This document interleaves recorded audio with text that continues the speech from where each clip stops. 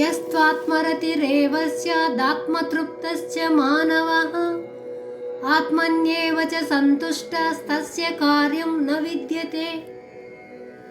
ఎవడైతే కేవలము ఆత్మలోనే బ్రతుకుతున్నాడో, ఇంకా ఆత్మయందే తృప్తిని పొందుచున్నాడో, ఇంకా ఆత్మయందే సంతోషపడుతున్నాడో, అటువంటి ఆత్మజ్ఞానికి ఇంకా చేయదగిన కర్మ ఏదీ లేదు.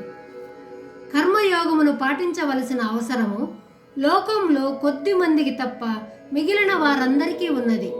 ఆ కొద్ది మంది ఎవరో ఈ శ్లోకమందు చెప్పటం జరిగింది. వారే ఆత్మారాములు, ఇంకా ఆత్మయందే తృప్తిగా ఉండేవారు,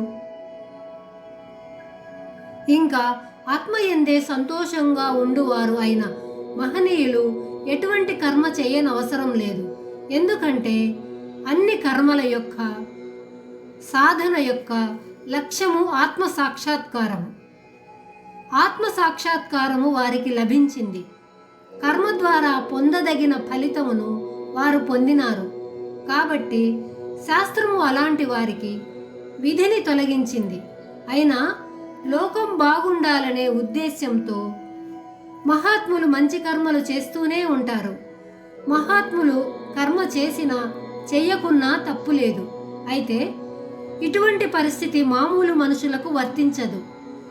ప్రపంచంలో ఆత్మానుభూతిని పొందిన మహనీయులు చాలా తక్కువగా ఉంటారు.